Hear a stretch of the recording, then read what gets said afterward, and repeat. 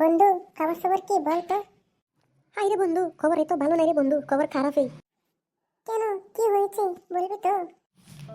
High রে, তুই তুই তুই তুই কোনে থাকিস রে বন্ধু? যে খবর শুনেছি এখন নাকি সরকারি মানুষ বাড়ি বাড়িতে বাড়িতে আসতে আছে, এনআরসি দেখছে, মাটির পাট্টা দেখছে। এখন বলতো আর কি নিয়ম বার করবে রে বন্ধু? তুই কোনে শুনলি রে ওই খবরটা? আমি তো শুনছি নাই রে, এইমাত্র তোর কাছ থেকে শুনলাম রে বন্ধু। হাই শালা সুত মারানি, তুই জানবি কেমন কইরা রে? তুই তো মোবাইল খালি ইংলিশ দেহস, হেডফোন লাগাইয়া সাউন্ড কইরা। ওইটা দেহস তুই, চুত মারানি, তুই ওটা জানবি না। দেশের পরিস্থিতি যে এত খারাপ, তুই ওইটা জানবি না। যখন তোরে পেরেক মারবে আবারও, তখন গম পাবি শালা। শালা খানকে মগের ফুলা, ইংলিশ কি আমি একা দেখি? তুই দেখস নাই? তুই কে কতদিনের সাদ রে?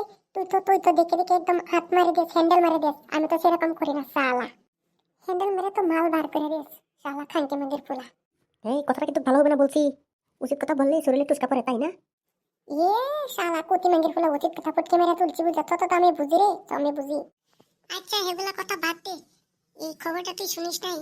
তিনশোকিয়া ওই ঘটনাটা ঘটলো তিনশোকিয়া।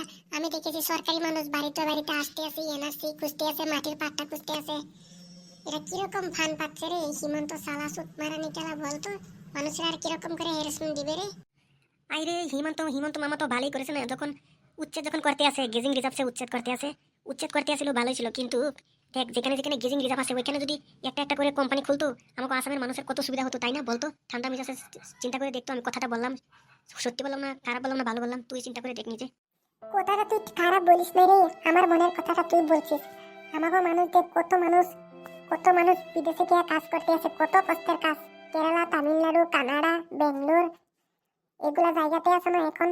আমাদের আসামে যেখানে যেখানে উচ্ছেদ করেছে সেখানে প্রত্যেক রিজার্ভে একটা একটা করে কোম্পানি খুলতো, তাহলে কত ভালো হতো রে বন্ধু। হেমন্ত মামা উচ্ছেদ করতে আসে তো ভালোই করেছে, অ্যাকচুয়ালি ভালোই করেছে, কিন্তু যদি কোনো কোম্পানি খুলতো তাহলে অনেক ভালো হতো রে বন্ধু। হ্যালো কেরালা টাকা বাইন সেরি, আপনাকে কিরকম লাগছে বলুন তো? আপনাদের কেরালা কাজ করতে আসেন, দেখুন কেউ রে বুড়া মা আছে বাড়িতে, কেউ রে বুড়া বাবা আছে, কেউ রে অসুস্থ বোন আছে। আপনাদের কাছে যদি কল যায় আপনারা কিরকম লাগে? আপনারা নিজেই বলেন তো, আমি কথাটা ঠিক বলেছি কিনা? হ্যাঁ হ্যাঁ গো, কেরালা থাকা দাদাগুলো ভাইগুলো, কেরালা থাকা দাদারা ভাইয়েরা, আপনারা বলুন তো, আমি দুটা বন্ধু যে কথাটা বলেছি, ঠিক বলেছি কিনা? আমরা বলেছি আমাদের এখানে যেখানে যেখানে গেজিং রিজার্ভ উচ্ছেদ করতে আছে সেখানে যদি একটা একটা করে কোম্পানি বানায় তাহলে আপনাদের সুবিধা হবে কি না? আপনারা নিজেই কমেন্টে জানান বন্ধু। আসামে কোম্পানি হলে তো আপনারও সুবিধা আমারও সুবিধা। সেখানে কাজ করবেন সারাদিন, বাড়ি থেকে আইসা আপনার মাকে আপনার বাবাকে প্রাণ ভরে দেখতে পারবেন। খানা সানা দিবে, নিজে হাতে বানিয়ে আপনারা খাবেন রে বন্ধু। বিদেশের কষ্ট, অনেক কষ্ট রে বন্ধু। এত এত বছর